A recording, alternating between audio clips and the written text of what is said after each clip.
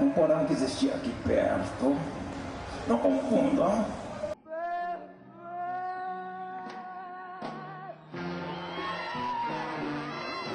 Esse porão tinha um nome lírico, mas o seu interior era bem obscuro, onde os malditos se reuniam,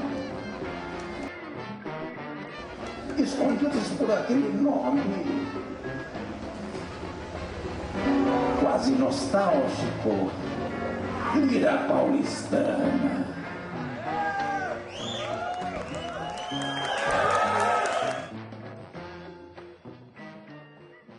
Com muita poluição, né? Com muito ruído urbano, muito trânsito.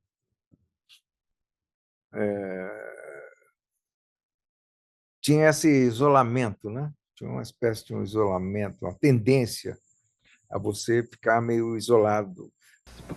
Na hora de casar, minha mulher já morava na Penha, então eu fui para lá porque era um bairro assim que é o meu pedaço, aquela coisa do interior. Eu fui criado no interior, em Tietê e o Paraná, né? Então essa coisa para mim foi fundamental, esse negócio de você cumprimentar ali. Se sentir em casa.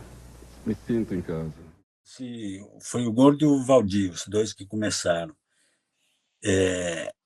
A ideia era um espaço pequeno para pequenos projetos. Não foi criado para ser uma casa de concertos, de música, de shows, entendeu?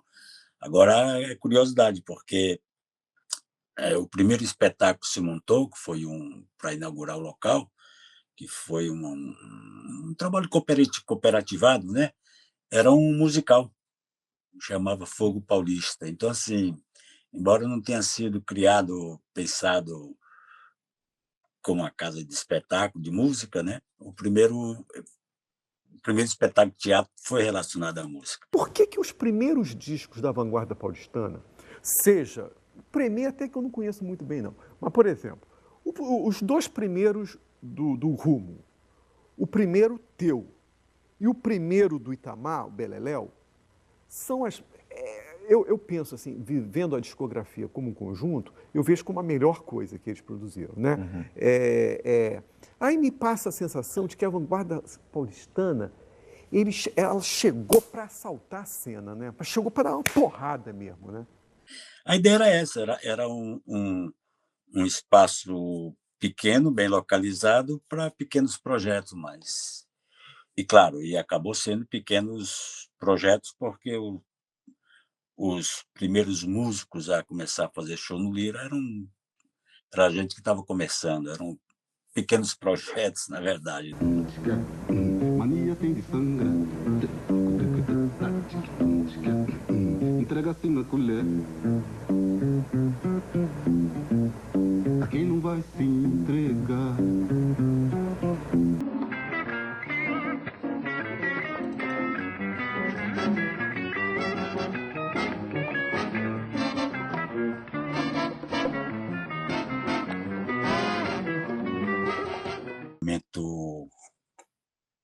O Brasil estava saindo assim da ditadura e existia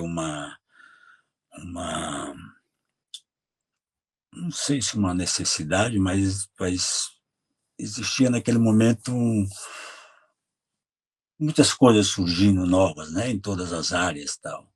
E, claro, o espaço também é um reflexo desse momento, essa necessidade de criar novos espaços, porque os espaços eram muito convencionais, né? Acho que o Premê está pensando em fazer cuecas assinadas pelo grupo para distribuir para o fã-clube? A gente já tem. Estranho vocês já estarem a par dessa notícia aí. Pessoal, fala rapidinho. A gente lançou calcinha, não bateu. Não sei por que não rolou.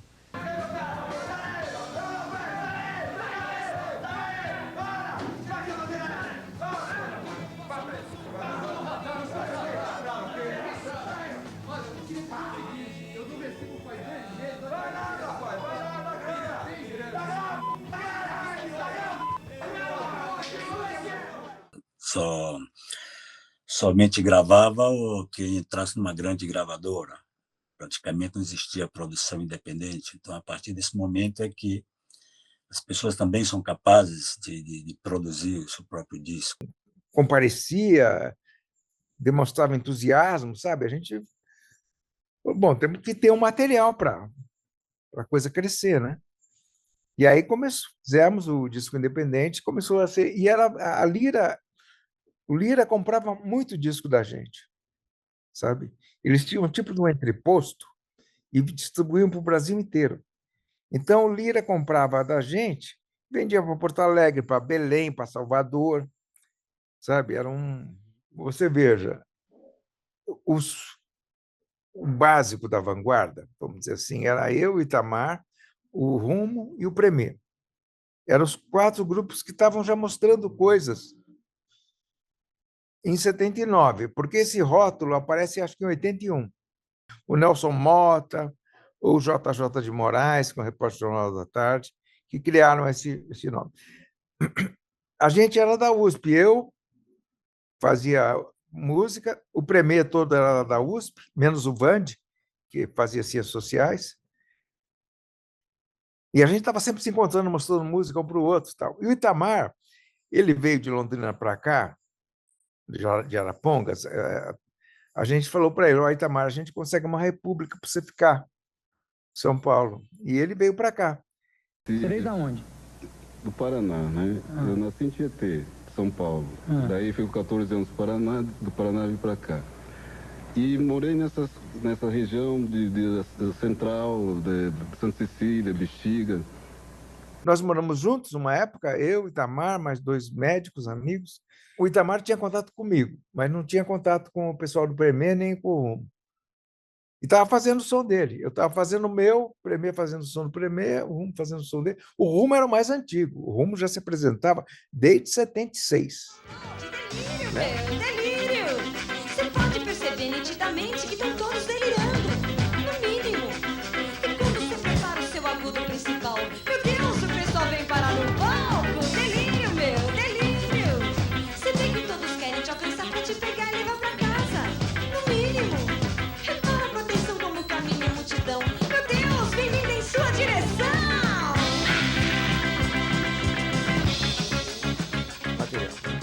Então, aí, eu fiz, o Itamar gravou, o Lira viu que a coisa de gravar disco por conta própria funcionava, gravou o do Itamar. Aí o Premier gravou, não sei se foi pelo Lira ou por outro selo, né? Depois o Rumo também veio gravar pelo Lira, eu acho, sabe? Aí, disso aí começa a aparecer, aí a TT está paralelo a isso, a TT tinha gravadora. A TT era uma pessoa...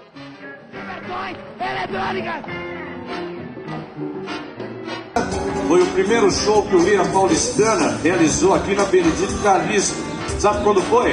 Em janeiro de 1982. Chegar a uma conclusão, quem sou eu? É difícil saber o que é o super eu. Aquele Andro sujo!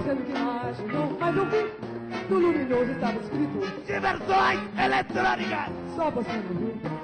A gente é elétrico. A gente é rádio, jovem guarda, punk, música eletrônica, hip hop. A gente é muito gringo dentro do Brasil. Sou Maurício Pereira, dos Mulheres Negras, e eu tô aqui porque o meu dote secreto é andar a pé. Eu gosto muito de andar a pé e praticamente é a única coisa que eu sei fazer direito. Bom, vamos por partes. São Paulo é estrutural na minha cabeça, mas mais do que São Paulo ser estrutural na minha cabeça, eu tenho entendimento de como São Paulo se manifesta no meu trabalho.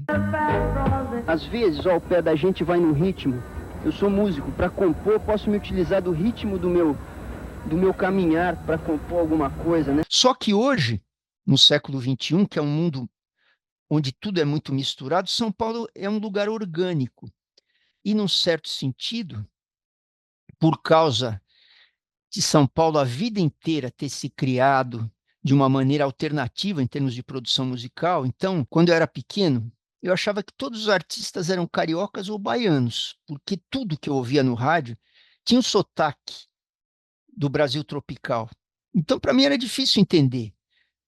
Que depois eu pensei, mas eu gostava de bandas paulistas, como os Demônios da Garoa ou os Incríveis, da Jovem Guarda, né? Fui formado muito ouvindo Jovem Guarda e rádio, nos anos 60 para 70, e depois MPB e tal. Mas São Paulo é uma cidade cuja música popular é de baixo para cima, e muito à margem da indústria oficial, do mainstream, né? O Rio é Machado de Assis, o Rio dos anos 20 é Belle Époque, do século 20. Eu ia muito para o Rio ver show, porque eu queria ouvir aqueles artistas.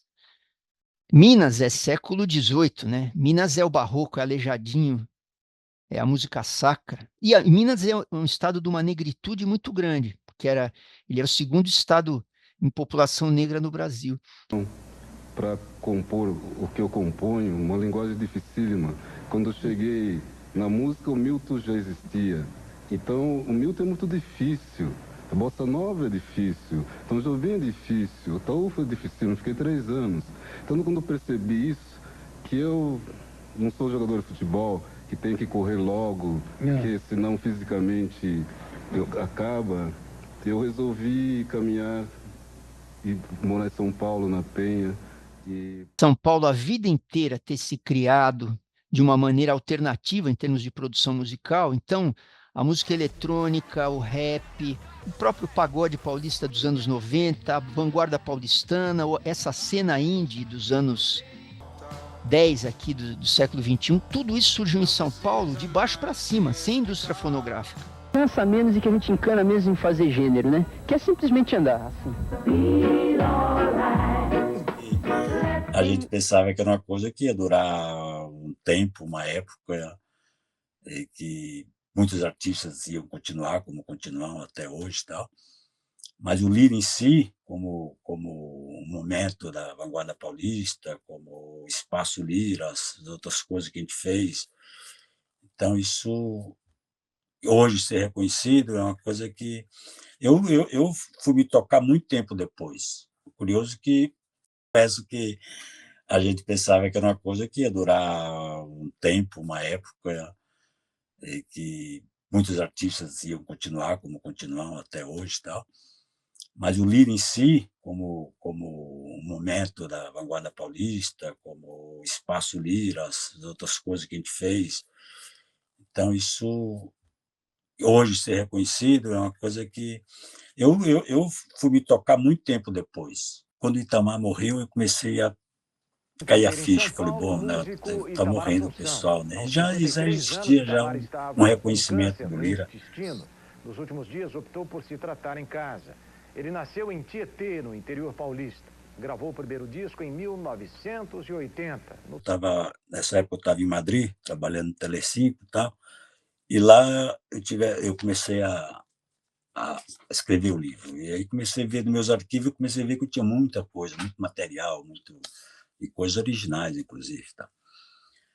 Aí eu fiquei mais de uns 2 anos tentando uma editora, tentando alguém que bancasse, que eu queria uma coisa bonita. Eu falei, porra, eu trabalho na área de audiovisual, sai mais barato, eu tenho equipamento, é mais fácil fazer um documentário do que editar um livro, entendeu? Cara, assim, foi um maior prazer tê-lo aqui, sabe, cara? Quando eu falei que eu acredito em Deus, e Deus está aqui ao meu lado, eu falo isso com a maior sinceridade. Eu realmente acredito em Deus. O público jovem é muito interessado. Olha, muito interessado, sabe? Incrível. Pessoas vão...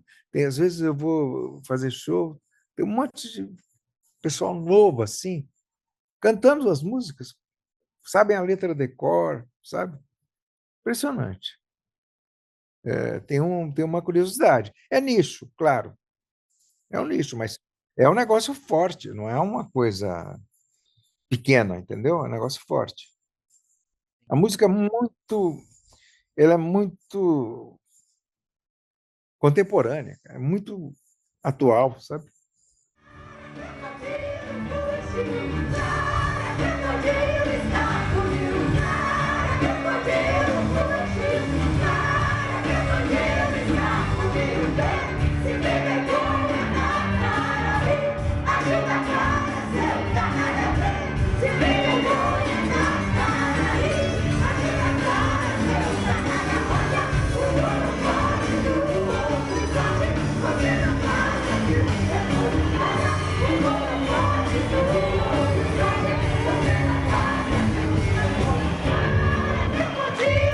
Street Brothers, que eram um gibi que tinha nos anos 60, de uns malucos que davam uma bola e ficavam loucos, e eles andavam mais ou menos assim.